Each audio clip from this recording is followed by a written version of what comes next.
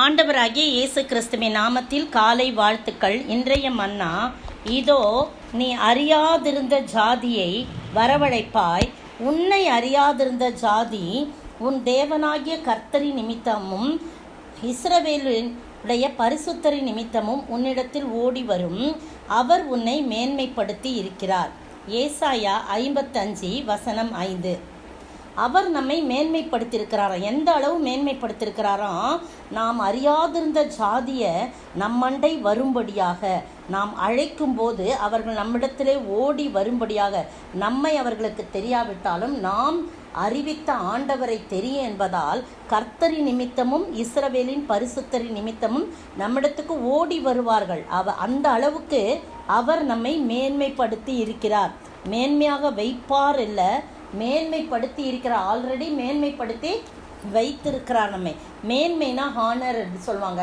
ஹானர்ன் போது கனம் பண்ணுறதும் ஹானர் பண்ணுறது, மேன்மைப்படுத்துறது எல்லாமே ஒன்று தான். நம்மளை மற்றவர்களுக்கு முன்பாக நம்மை மேன்மைப்படுத்தி வச்சுப்பா. அவங்கெல்லாம் ஆச்சரியப்படும்படியாக நம்மை மேன்மைப்படுத்துவார். தாவீதை கூட பாருங்க, ஆடுகள் மேய்த்து கொண்டத போது ஆண்டவர் சொல்கிறாரு, ஈசாய் வீட்டுக்கு போ, அங்கே நான் சொல்கிறவருக்கு போய் நீ அபிஷேகம் பண்ண ராஜாவான்னு சொன்னவொடனே இவர் தைல கொம்பை எடுத்து கொண்டு போகிறாரு. போகும்போது எல்லா பிள்ளையும் 8 பிள்ளை, அவருக்கு 7 பிள்ளைகளையும் பார்த்தாச்சு. இவங்க இல்லைன்னு சொல்லிடுறாங்க. ஆனால் ஆண்டவர் சொல்கிறாரு, இவங்கெல்லாம் இல்லைன்னொன்னே, அப்போ உங்களுக்கு வேறு ஏதாவது குமாரன் இருக்கிறானா அப்படின்னு கேட்ட உடனே, ஆமாம் ஒருத்தன் ஆடு மேய்ச்சிக்கிட்டு இருப்பான்னு அலட்சியமாக சொல்கிறாரு. ஆடு மேய்ச்சிட்டு இருக்கான்னு அவனை வரவழைத்து உடனே இவன்தான் ஆக்கும் அப்படின்னு சொல்கிறாரு கர்த்தர். உடனே அவனை இருக்கின்ற வண்ணமாய் சகோதரர்கள் மத்தியில் எல்லாம் வாட்ட சாட்டமாக மிலிட்ரி ஆஃபீஸருங்களாக இருக்காங்க. எல்லாராலும் அற்பமாக எண்ணப்பட்டான். இவன் நீ இங்கே ஏன் வந்த அப்படின்றான். ஒரு சொல்கிறாங்க, ஒரு நாள் அவன் பலகாரம்லாம் எடுத்துக்கிட்டு பிள்ளை அண்ணன்மார்களை பார்க்க போகும்போது, நீ உனக்கு என்ன வேலை அப்படின்றாங்க. நீ ஆடு மேய்க்கிறவன் தானே, உனக்கு என்ன இங்கே மிலிட்ரியில் வேலைன்னு. ஆனால் அவனை கொண்டு தான் ஆண்டவர் கோலியாத்தை வீழ்த்தினார். எல்லாருக்கும் முன்பாக ஆண்டவர் அவனை மேன்மைப்படுத்தி உயர்த்தி ராஜாவாக மாற்றினார் என்று சொல்லி நம்ம சரித்திரத்தில் வாசிக்கிறோம். அப்போ அப்படிலாம் இருக்கணும்னா என்ன செய்யணும்னா, முதலாவது அவருடைய கற்பனைகளை நாம் கை கொள்ள வேண்டும். உபாகமம் 28:1 பார்த்தீங்கன்னா பின்பகுதி, கர்த்தர் உன் தேவனாகிய கர்த்தர் பூமியில் சகல ஜாதிகளிலும் உன்னை மேன்மையாக வைப்பார் சொல்லப்படுது. எப்போனா அவருடைய கட்டளைகளின்படியெல்லாம் செய்ய நாம் கவனமாக இருக்கும்போது, அவருடைய சத்தத்துக்கு உண்மையாய் செவி கொடுக்கும்போது கர்த்தர் நம்மை மேன்மையாக வைப்பாராம். அப்படி தான் தாவீதை வைத்தார். அவர் கற்பனைகளை கை கொண்டு ஆண்டவருக்கு உண்மையாக இருந்தார். அது மட்டும் இல்லை, நீதிமொழிகளில் பார்த்தீங்கன்னா, நீதிமொழிகள் 15:33 கர்த்தருக்கு பயப்படுதல் ஞானத்தின் ஆரம்பம், ஞானத்தை போதிக்கும், மேன்மைக்கு முன்னானது தாழ்மை. அவன் மிகுந்த தாழ்மையோடு தன்னை ஒப்பு கொடுத்தான். இதே வசனம் தான் 18:12 சொல்லப்பட்டிருக்கிறது. காரியத்தை அழிவு வரும் முன் மனுஷனுடைய இருதயம் இருமாப்பாய் இருக்கும், மேன்மைக்கு முன்னானது தாழ்மை. எந்த ஒரு மனிதன் தாழ்மையோடு இருக்கிறானோ அவனை கர்த்தர் என்ன பண்ணுவார்? மேன்மைப்படுத்துவார் என்று சொல்லி பார்க்குறோம்.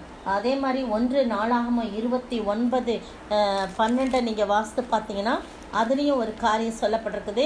அந்த ஆண்டவர் எப்படி மேன்மைப்படுத்தியிருக்கிறான்னு சொல்லி 29:12 பாருங்கள். ஐஸ்வர்யமும் கனமும் உம்மாலே வருகிறது, தேவரீர் எல்லாவற்றையும் ஆளுகிறவர், உம்முடைய கரத்திலே சத்துவும் வல்லமை உண்டு, எவரையும் மேன்மைப்படுத்தவும் பலப்படுத்தவும் உம்முடைய கரத்தினாலே ஆகும் என்று சொல்லி தாவீது ஜனங்களையெல்லாம் கூட்டி வைத்து நல்லா ஒரு ஜபம் பண்ணுறார். அதில் தான் ஆண்டவரை மகிமைப்படுத்துகிற காரியம் இந்த காரியம். யாரையும் மேன்மைப்படுத்தவும் பலப்படுத்தவும் அவராலே மட்டும்தான் முடியும். இந்த நேரத்தில் இந்த காலை வேளையிலே நம்மை அவர் மேன்மைப்படுத்தி இருக்கிறார்.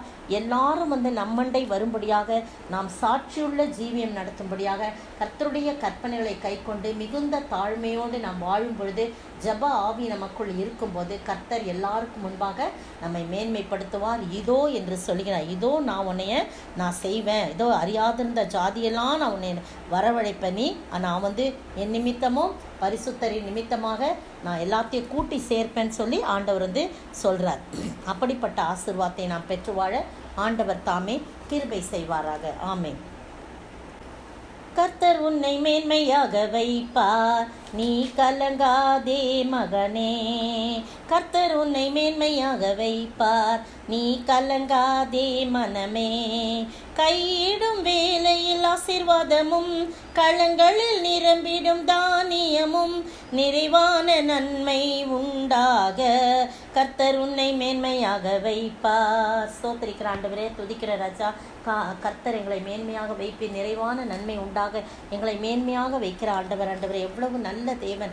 நாங்கள் உமக்கு கற்பனைகளுக்கு பயந்து உமக்கு சாட்சியாய் வாழ, அதன் மூலம் இந்த மேன்மையை நாங்கள் பெற்றுக்கொள்ள நீர் உதவி செய்ய வேண்டும் என்று கர்த்தரும் மீட்பெரும் ராஜாவாகிய இயேசு கிறிஸ்துவின் விலையேற பெற்ற நாமத்தில் ஜெபிக்கிறேன் பிதாவே, ஆமேன்.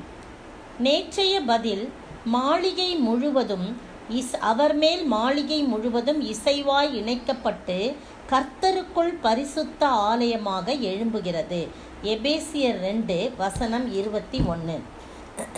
இன்றைய கேள்வி, என்ன செய்தார் என்பதினாலே அவர் அதற்கு முன்னே பூமியில் என்ன செய்தார் என்று விளங்குகிறது.